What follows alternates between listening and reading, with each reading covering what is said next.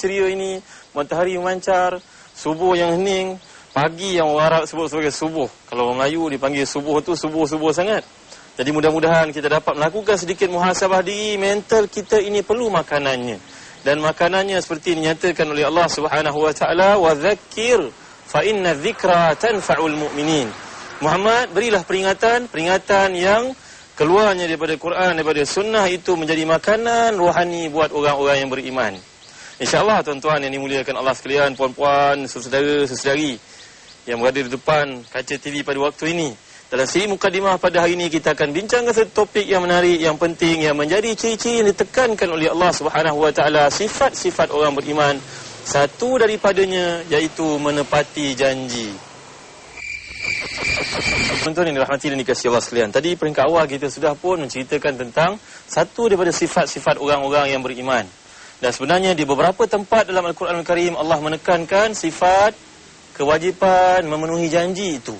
Sebagai contohnya Allah Subhanahu wa taala berfirman dalam surah Al-Isra ayat ke-34, wa aufu bil ahdi innal ahda kana mas'ula. Wahai orang beriman, tunaikanlah janji, kerana dengan sebab janji itu kamu akan dipersoalkan di depan Allah Subhanahu wa taala kelak. Justru wahai ibu ayah yang dirahmati dan dikasihi Allah sekalian, kita adalah pemimpin, dan lisanul hal ini mestilah mempamerkan sesuatu benda yang kita nak sampaikan. Jangan kita berkata satu perkara, kita bercakap satu perkara, kita lakukan yang sebaliknya. Leadership by example itu tidak ada dalam diri kita. Kadang-kadang seorang ayah berjanji pada anaknya, nanti malam insya-Allah ayah nak bawa kamu pergi ke kedai buku.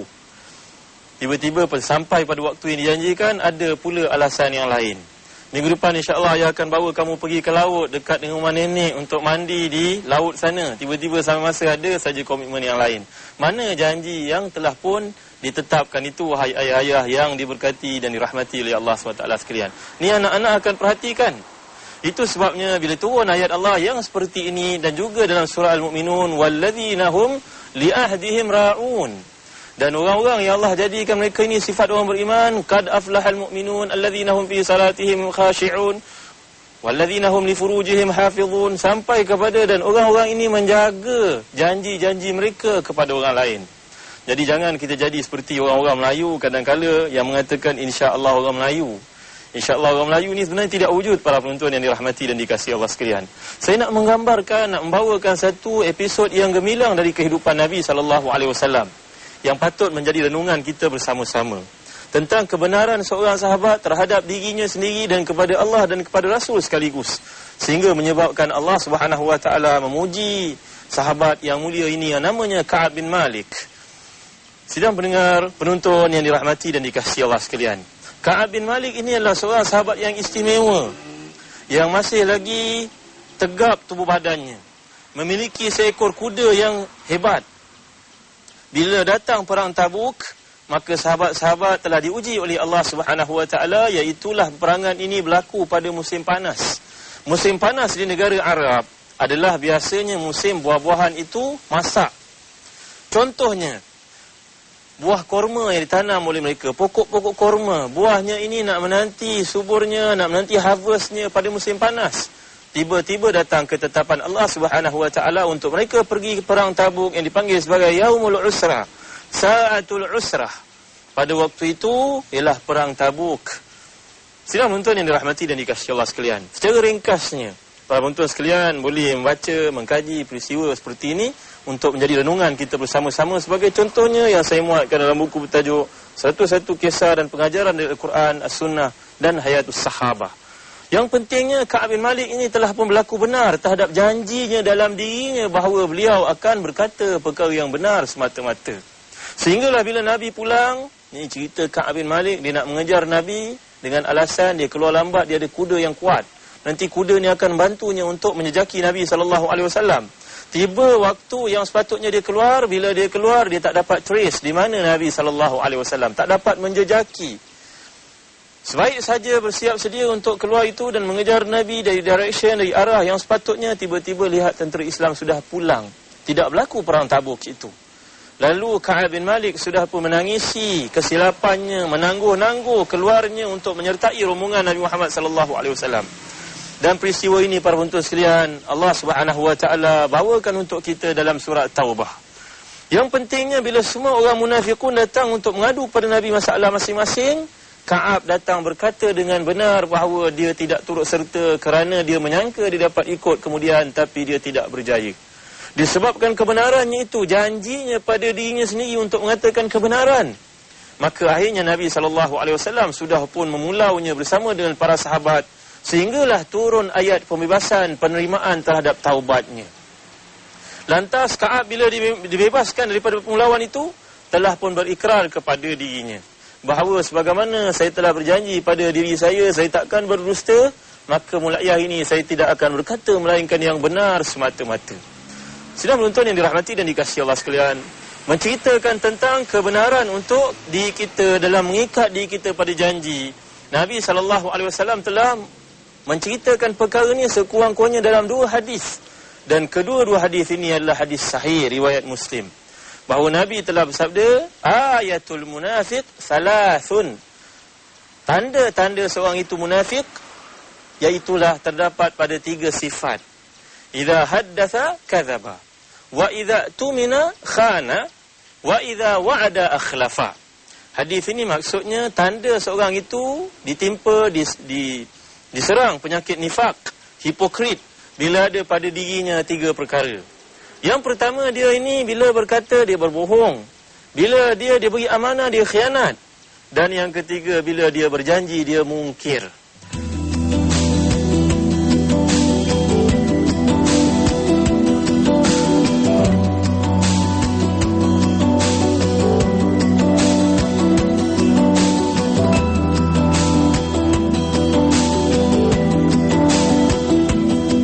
Mengajar kita dalam surah Al-Kahfi ayat ke-22 hingga 23. Wala taqulanna li syai'in inni fa'ilun dzalika ghadan illa ayyasha Allah.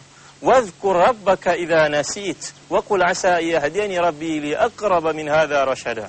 Janganlah kamu berkata satu perkara pun melainkan kamu kodkan di situ, kamu ikat diri kamu dengan mengatakan insya-Allah, mudah-mudahan saya dapat lakukannya pada hari esok. Sidang penonton yang dirahmati dan dikasihi Allah sekalian, dalam sebuah hadis sahih riwayat Ahmad, berlaku satu peristiwa sebelum zaman kita, iaitu Nabi Sulaiman, Nabi Daud alaihi salam. Nabi Daud ini memiliki 99 orang isteri.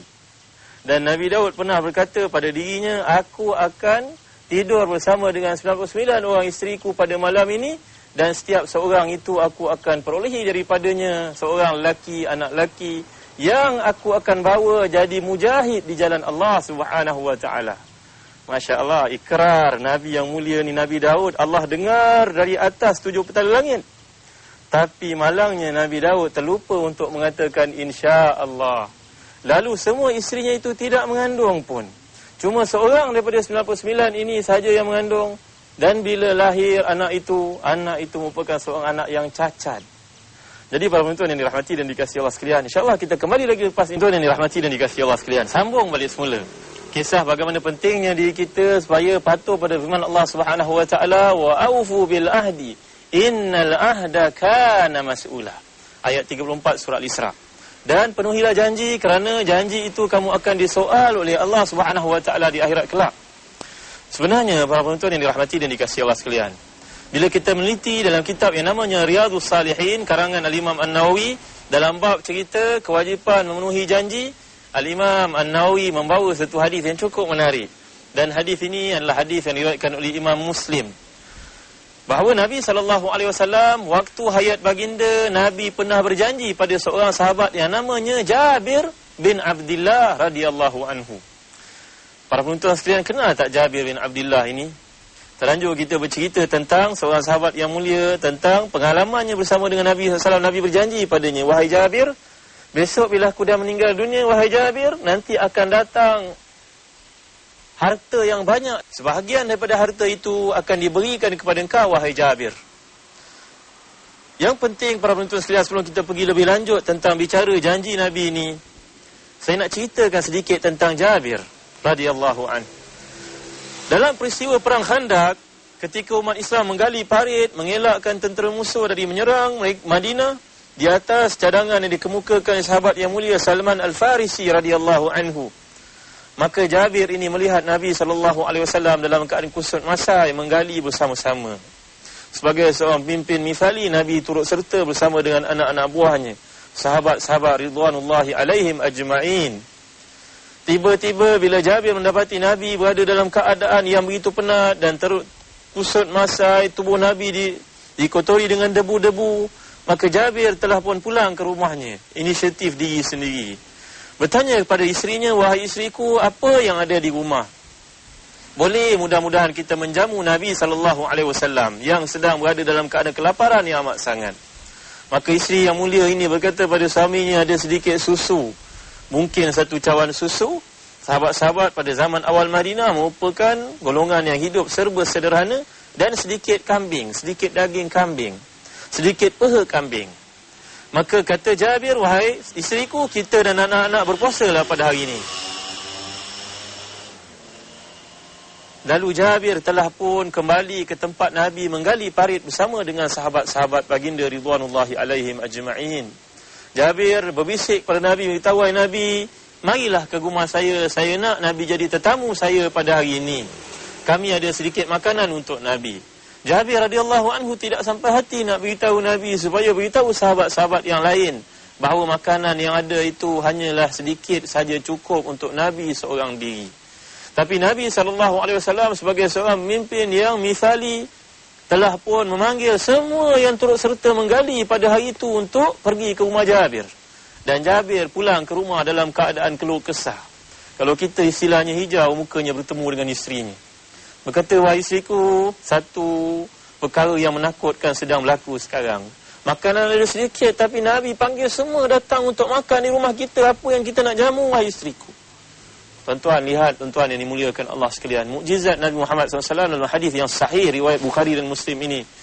Akhirnya Nabi datang makan, Nabi suruh sahabat-sahabat makan. Daripada susu yang satu gelas ini, 300 lebih orang sahabat minum, tidak kurang sedikit pun. Dan daging kambing yang sedikit ni mampu dimakan oleh semua mereka, tidak kurang sedikit pun. Dan bila Nabi menjamah minum susu dan kambing ini, akhirnya diserahkan kepada Jabir dan isterinya, makan itu tidak luak sedikit pun. Tuan-tuan yang dimuliakan Allah sekalian, inilah dia mukjizat Nabi Muhammad SAW berkaitan dengan kehidupan seorang sahabat yang mulia bernama Jabir, memberitahu bahawa waktu Nabi berjanji dengan aku dahulu, Nabi sudah pun wafat sekarang dan janji itu belum ditunaikan lagi. Aku tidak meminta, tetapi ternyata kebenaran janji Nabi SAW itu berlaku selepas Sayyidina Umar menjadi pemimpin khalifah orang Islam. Dalam satu riwayat mengatakan Abu Bakar, datanglah segala macam harta dari Bahrain, Al-Bahrain, datang ke Madinah. Dan janji Nabi ini telah dipenuhi oleh salah seorang daripada sahabat-sahabat Nabi yang hebat ini, Abu Bakar ataupun Umar, untuk diberikan kepada Jabir, menunjukkan bahawa janji Nabi selepas Nabi wafat pun tetap juga berlaku, para penonton sekalian. Kita kadang-kadang hidup di dunia lagi, kita sudah tidak menunaikan janji. Macam mana kita nak jadi ke level, ke tingkatan, ke martabat iman yang ada pada si sahabat, para penonton yang dirahmati dan dikasihi Allah sekalian. Itu sebabnya bila Allah Subhanahu wa taala menurunkan ayat memuji mereka, minal mu'minina rijalun sadaqu ma ahadullah alaihi faminhum man qada nahbahu wa minhum man yantazir wa ma baddalu tabdila. Turunnya ayat ini sejurus selepas kewafatan sahabat-sahabat Nabi seramai 70 orang dalam peperangan Uhud. Meninggal dunia di situ Hamzah, meninggal dunia di situ Mus'ab dan sahabat-sahabat yang lain. Lalu Allah turunkan ayat nak menceritakan kebenaran orang-orang beriman pada janji mereka kepada Allah dan Rasulnya, dan mereka tidak akan mengubah janji itu sampai bila-bila. Rupa-rupanya para penonton sekalian, kita bila memenuhi janji ini sebenarnya kita nak mengupgradekan diri kita ke satu level yang lebih tinggi sebenarnya. Kata Imam As-Sawi, manusia di sisi Allah berbeza-beza tingkatannya. Bermula dengan Islam, nanti naik jadi iman, nanti naik jadi bertakwa ataupun ihsan, nanti naik lagi level berikutnya, namanya zuhud. Nanti naik lagi level berikutnya, namanya wara'. Nanti naik lagi level berikutnya, baru sampai ke level salih. Buktinya apa? Buktinya Allah berfirman dalam ayat ke-69 surah An-Nisa, وَمَنْ يُطِعِ اللَّهَ وَالرَّسُولَ فَأُولَٰئِكَ مَعَ الَّذِينَ أَنْعَمَ اللَّهُ عَلَيْهِمْ مِنَ النَّبِيِّينَ wasiddiqin wasyuhada'i wassalihin. Maknanya level manusia di sisi Allah sebelum sampai kepada kenabian ada 4 lagi level, iaitu salih, syuhada, siddiqin, dan kemudian barulah naik ke tahap Nabiyyin, Al-Anbiya dan juga Ar-Rusul, para penuntun yang dirahmati dan dikasihi Allah sekalian. Jadi nak melengkapkan diri kita dengan komponen-komponen manusia yang yang sempurna ini di sisi Allah, jadi orang saleh mesti jaga janji diri kita kepada diri kita sendiri dan kepada orang-orang lain. Maknanya bayangkan kalau kita berada dalam satu-satu organisasi masyarakat, kita diperlukan kerana kita merupakan seorang yang ada keahlian yang tidak ada pada orang lain, maka hendaklah kita menyadari bahawa di sini ada beberapa tuntutan yang penting atas kita. Bila satu amanah itu diberikan kepada kita, bila satu tanggungjawab diberi kepada kita, bila satu janji itu telah kita meteraikan, kita hendaklah memenuhinya. InsyaAllah kita kembali lagi selepas ini untuk bincang hati dan dikasihi Allah sekalian. Lagi kisah amanahnya Nabi SAW memang tidak ada tolok bandingnya para penonton sekalian. Lagi kita nak cerita bagaimana Nabi SAW ini memenuhi janji-janji baginda alaihissalam. Nabi SAW dalam peristiwa hijrah, peristiwa yang cukup masyhur, bila Nabi dan Abu Bakar bertolak menuju ke Madinah, maka Nabi telah pun cuba untuk diberkas, dijajaki oleh musuh-musuh Islam, golongan Quraisy. Dalam persidangan mereka telah membuat keputusan, kalau ada di kalangan masyarakat tempat ini dari Makkah dapat menangkap Muhammad hayyan atau mayitan, hidup atau mati, dalam hadis yang diriwayatkan oleh Bukhari secara muallaq. Siapa yang dapat bawa Muhammad datang pulang ke Mekah, meninggal dunia, ke dia mati, ke dia ataupun hidup, baginya ganjaran yang cukup besar yang akan kami berikan.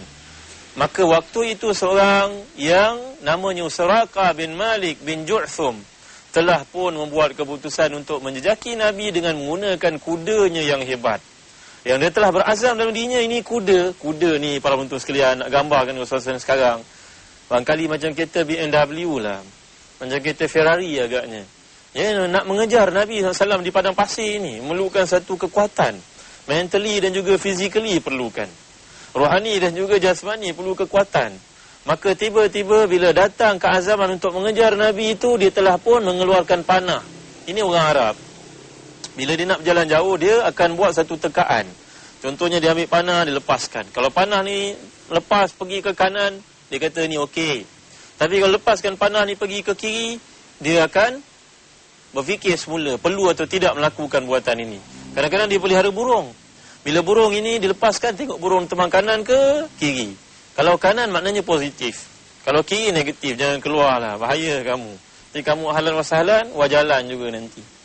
Akhirnya Suraqah telah buat satu keputusan, dia nak pergi walaupun panah yang dilepaskan menuju ke arah kiri. Akhirnya bila dijejaki Nabi Muhammad SAW dengan berita yang sampai kepada dia, betul dia dapat menjejaki Nabi Muhammad SAW dengan Abu Bakar.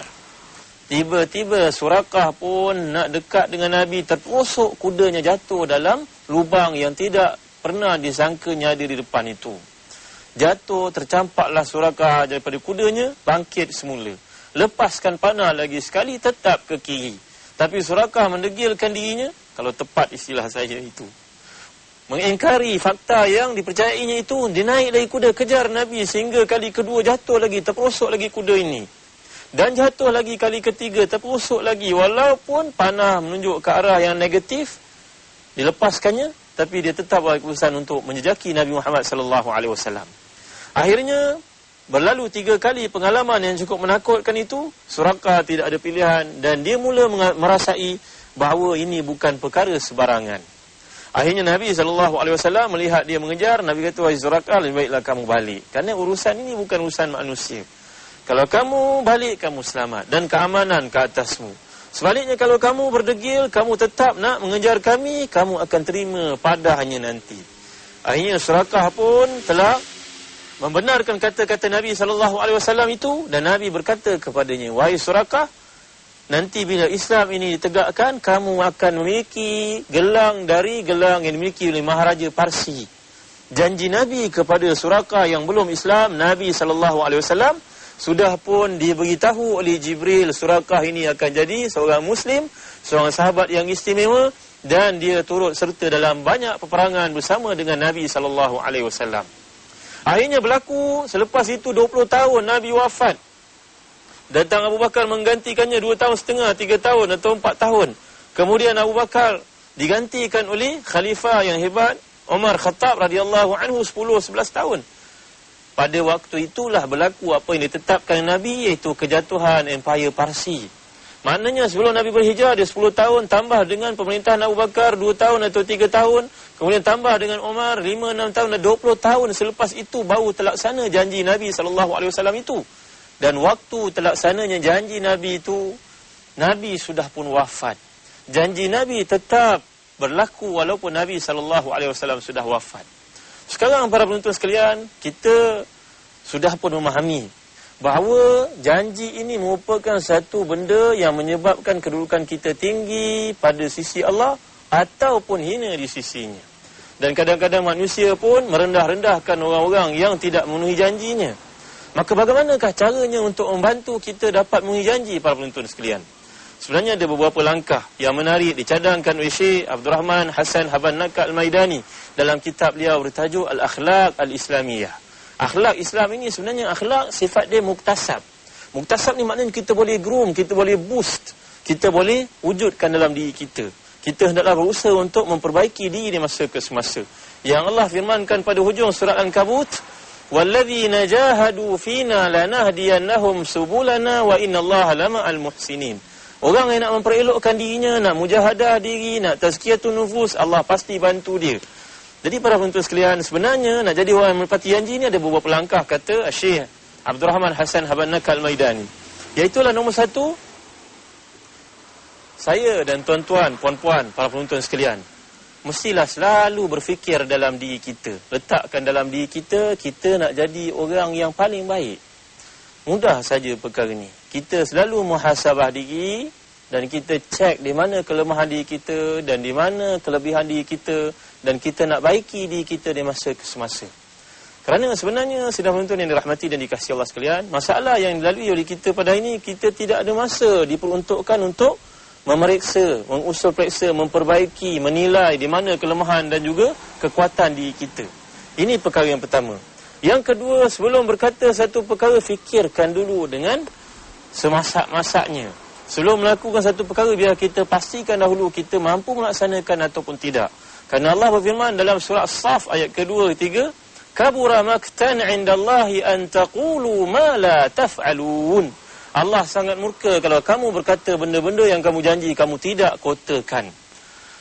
Yang ketiga, para penonton yang dirahmati dan dikasihi Allah sekalian, hendaklah kita sentiasa meneliti sejarah salafus salih, orang-orang yang hebat di kalangan umat Islam ini, supaya kita dapat mencontohi jejak langkah mereka ini.